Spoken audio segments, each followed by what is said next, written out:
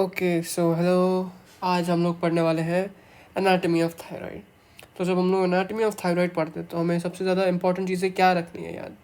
सबसे पहले कि थायराइड जनरली है क्या, सबसे पहली चीज़। उसके बाद आती है उसकी दूसरी चीज़ विच इज़ उसके कितने लोब्स हैं। उसके बाद आता है कि वो कहाँ पे लोकेटेड है। एंड फाइनली उसके बाद हम लोग आते हैं उसके स्ट्रक्चर के ऊपर कि उसमें कितने कैप्सूल्स हैं या फिर उसमें कौन सी मसल्स है, उसके कौन से पार्ट्स हैं। तो हम लोग को धीरे धीरे करके देखेंगे, ठीक है। स्टार्टिंग विद सबसे पहले thyroid. So what is thyroid? Thyroid is a endocrine gland. और थायराइड का शेप कैसा है? एक शील्ड जैसा है। ये देखो, ये जो है ये शील्ड जैसा है। अब ये कहाँ पे लोकेटेड होता है? So thyroid is located in the lower part of the front and side of the neck. So see, this is your thyroid, ठीक है। अब ये नेक का लोअर पार्ट है and lower part and the side of the neck. Okay, so general में तुम्हें सिर्फ दो चीज़ें लिखनी, इट इज़ अ शील like and located in the lower and the side of the नेक, ठीक है। अब थायराइड के फंक्शंस क्या होते हैं? सबसे पहले तो थायराइड तुम्हारा बेसल मेटाबॉलिक रेट कंट्रोल करता है, कैल्शियम मेटाबॉलिज्म कंट्रोल करता है, और thyroid somatic and psychic growth के लिए बहुत नेसेसरी है। Okay, after these two things, we jump on to the next thing, which is thyroid के कितने lobes होते हैं. So thyroid is made up of two lobes, ठीक है. Two lobes which are right lobe and left lobe, ठीक है. यहाँ पे देखो, ये तो ऊपर दिख रहा है थायराइड एंड दिस इज तुम्हारा लेफ्ट लोब, दिस इज तुम्हारा right lobe, and both of these are joint in a space, this is called as the isthmus, ठीक है. अब ये इस्थमस हो गया, ठीक है. Right and left lobe are joint at the isthmus. अब देखो, उसमें एक एक्स्ट्रा लोब भी प्रेजेंट हो सकता है. इस एक्स्ट्रा लोब को हम लोग नाम देते हैं पिरामिडल लोब, ठीक है. और ये क्या करता है? May project upwards from the isthmus और the one of the two lobes. तो हम लोग को देखते हैं. ओके, सो ये देखो, फिर से देखते हैं.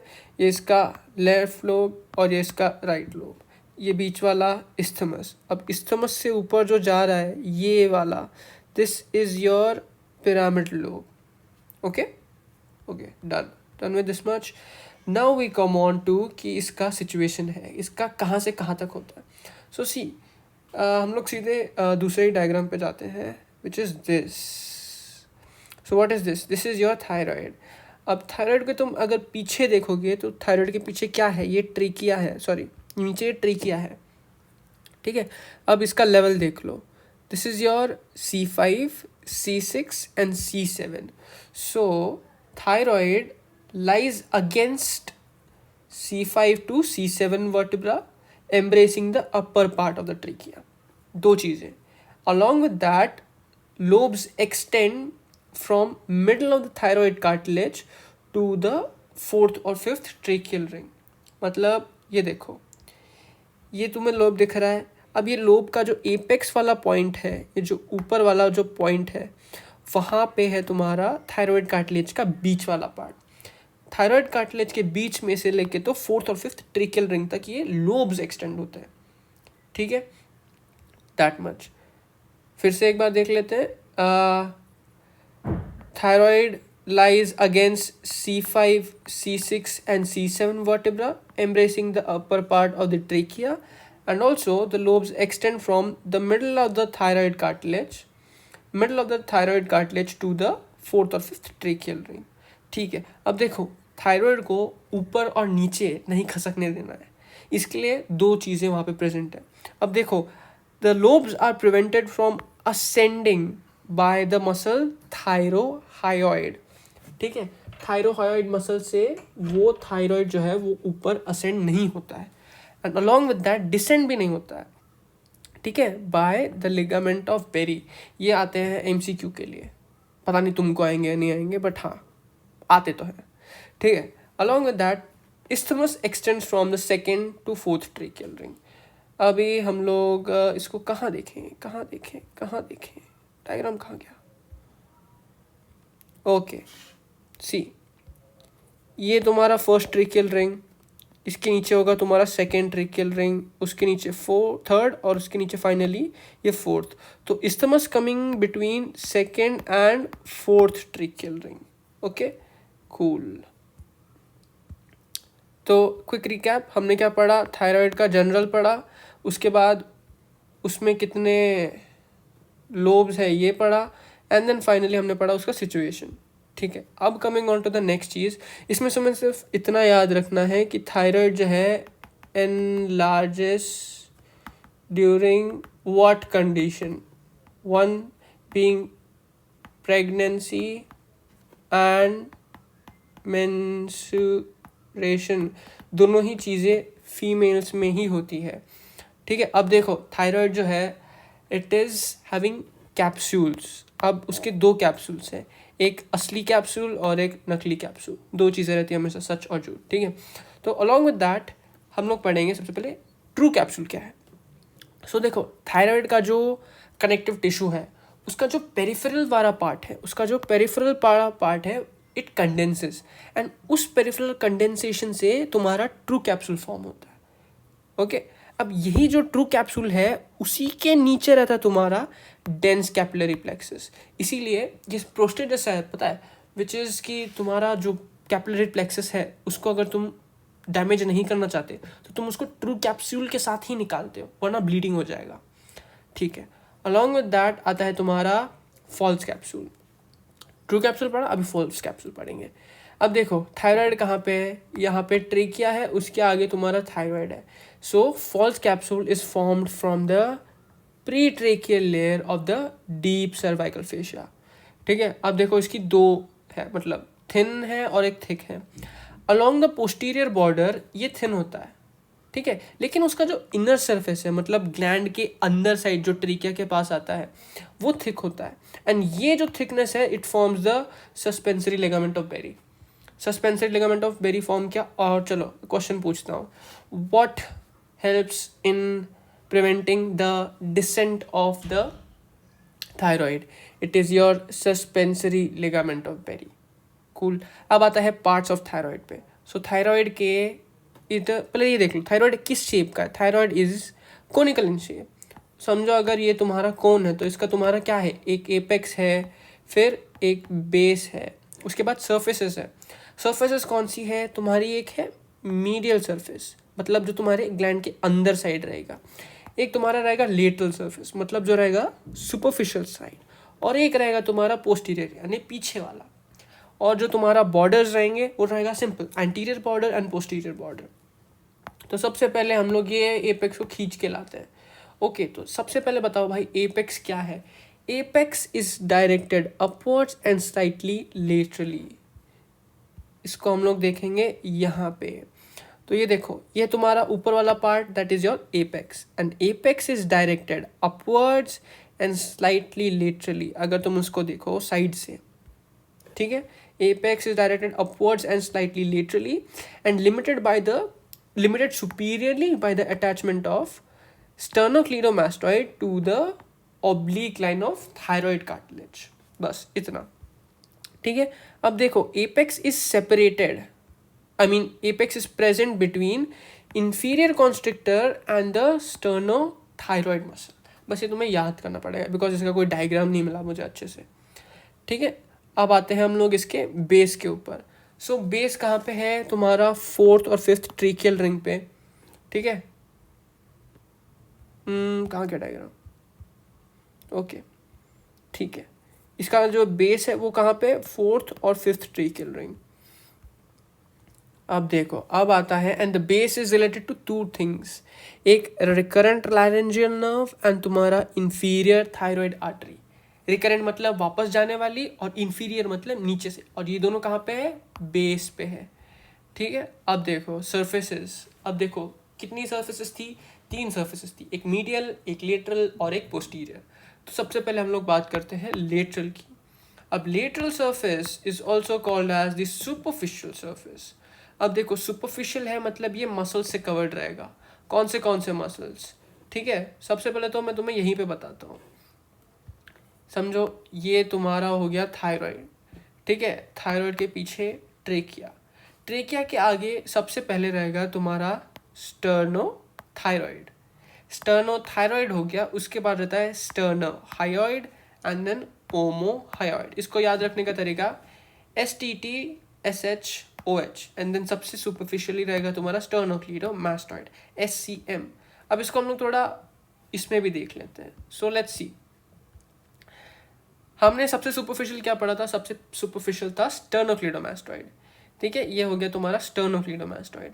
स्टर्नोक्लीडोमास्टॉइड के बाद जो दो मसल जो बीच में थी, दे वर स्टर्नोहायोइड मसल। देखो स्टर्नम से लेके तो हायोइड बोन तक जाता है, एंड देन एक है तुम्हारा omohyoid, and after that there is your sternothyroid, मतलब जो स्टर्नम से लेके थायरॉइड कार्टिलेज तक जा रहा है, ठीक है।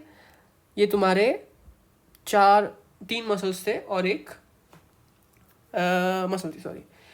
Okay, this much which is your, फिर से एक बार रिपीट कर लेता हूँ, sternothyroid, sternohyoid, omohyoid and sternocleidomastoid, which is your most superficial one, ठीक है।